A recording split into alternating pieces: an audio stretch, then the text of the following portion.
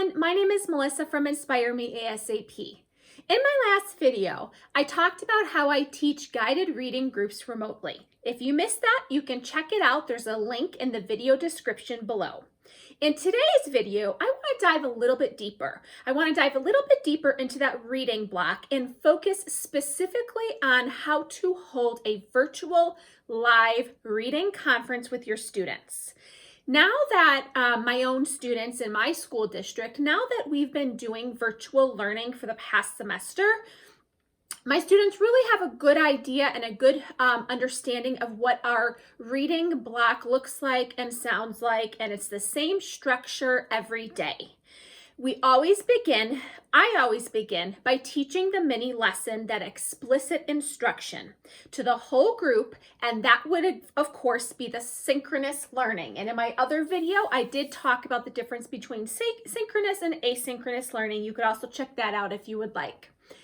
For the purpose of today's video, let's pretend that mini lesson that I taught was all about asking questions as we're reading. So readers ask questions as they are reading. If this were the mentor text that I was reading to my students, which we love Mercy Watson, we read the whole series, we love it, love it, love it. If this were my mentor text, I would begin by reading aloud a few pages or a passage, and I would explicitly demonstrate, teach, and model what it looks like and what it sounds like to ask questions about the text as I am reading. Once it's time to start our asynchronous learning time, I put my students, and we use Zoom, by the way, I put my students into the waiting room. And that is a time where they know when they are in the waiting room, they are working independently. I then, for a reading conference, admit one student that I would like to hold a reading conference with. And once they're with me one-on-one, we are ready to begin a live, official, online reading conference. So let me go ahead and explain 5 steps that I use for my online reading conferences. Now, the good news is that you don't have to take any notes when I'm going ahead and giving this video and giving this talk, because I am going to have this as a freebie on my blog, and you can just download it and get all of the steps that way. So the first thing that you're going to want to do to begin a virtual live reading conference is to check in with the student, to simply ask them, hey, how you doing? How's it going? How are you feeling today? And really just continue to build that relationship and make that connection with the child. This is actually one of my favorite parts about the conference, is just kind of having a really informal conversation with the child, getting to know them a little bit better as a reader, getting to know about their hobbies and their interests so you could recommend books to them during their independent reading time. And I only spend a couple of minutes on that brief check-in with the child, but I really enjoy that part, and I always begin my reading conference just with that little bit of warm-up, is what I call it. We then move into the second step for a virtual reading conference. And this is where I, the teacher, share my screen on Zoom. So I am the host. I am able to share my screen on Zoom. And on my screen, I have a passage that I want the student to read aloud. So I'm going to open up my iPad here. Just give me 1 second. And I am going to just show you an example of how I would have this story, Baking Chocolate Chips, a Level J. This is in, these are just my digital stories that I have created that I use with my students. So if I were to have this story pulled up on my screen, the child is able to view this story at the same time that I am able to. I had a lot of problems with students not having enough books at home, and if they did have a book, I was trying to desperately find the level of that book and follow along with them reading that book, and it just was not working. So I just decided the best way to go ahead and do this was to display the story on screen share so that we are both looking at the same story and the same passage at the same time. So The student will read a short passage of the story. Now notice how this story is like about 3 pages long. I'm not going to have the student read the entire story. I just want to get a feel for what the child sounds like as they are reading the passage. So maybe I'll have them read 1 page, and then maybe for like their independent learning, when we're done with the conference, they'll go ahead and finish the story. But for the sake of the reading conference, they're only reading that short passage of the story with me. And then I'm going to ask them, so tell me about the story. What did you read so far? And I just want to hear them talk as I informally assess their comprehension. And I did forget to share one important step. As the student is reading that short passage of the story out loud, what my job is to possibly take a running record. Now, I said possibly because you might not want to take a running record every time.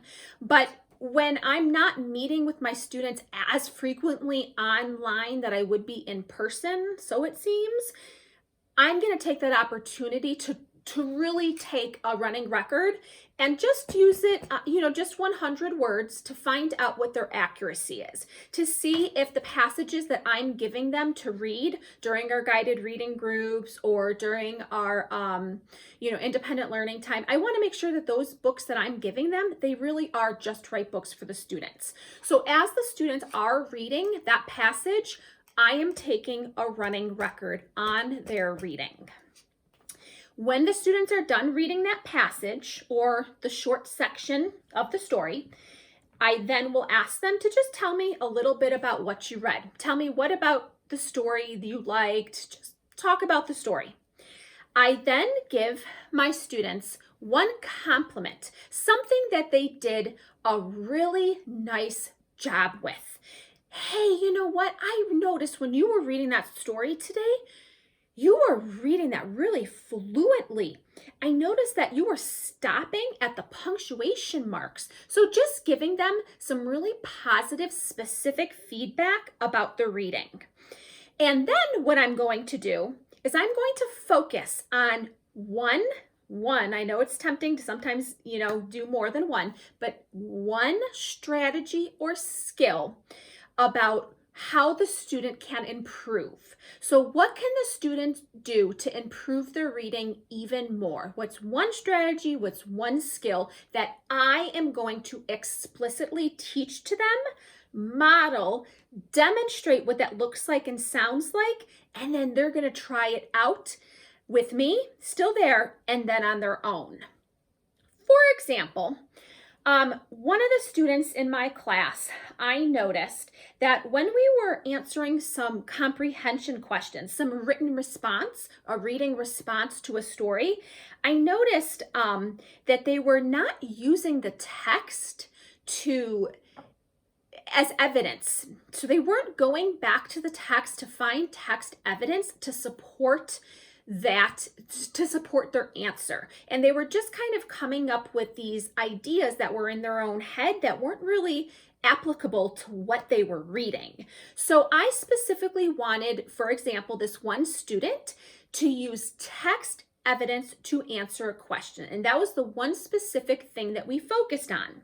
So when we went here to answer some of the questions together, I really wanted to practice what it would look like to do that. So we read the question together, and I showed the student how here is how we go back to the story. Here's the exact section in the story where I don't have to guess what the answer is.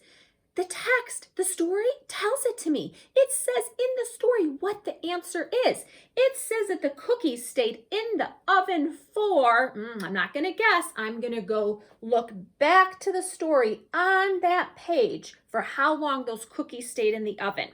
So really specifically teaching them that strategy, asking them, okay, now I want to see you do it, and then ending the reading conference by encouraging the child to do that on their own. So during their asynchronous learning time, you're going to encourage them to continue to practice that skill and strategy on their own. It would also be a time where you could set a goal. So set a reading goal with a student. So that's something that you could also end the conference with as well. Is, you know what, let's make this a goal. When can we meet next and have another reading conference together to see if you met your reading goal? So that's another way to kind of phrase this in a way that's enticing for a child. Like, oh, let's make this into a goal. I know you can do this.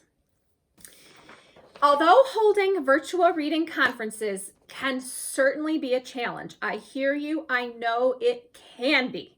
I also want you to know that it can be so beneficial. And at the very least, you're going to have that time one-on-one with a child, and that is priceless, especially during this remote learning time where I feel like we're kind of lacking with that, just overall, just that contact with each other and the connections with each other. So for that reason alone, this is actually one of my favorite parts of my reading block, is connecting and reading with my students one-on-one. I hope that you find these tips useful and you found this video useful. I mentioned to you that I have these steps to holding a virtual reading conference in a free printable download, and I will have the link to this for where you can go download it on my blog. And in the meantime, I sure hope that you share this video with another colleague who you might think will find it useful, or like and subscribe to my YouTube channel. Thank you so much. Take care. Bye-bye.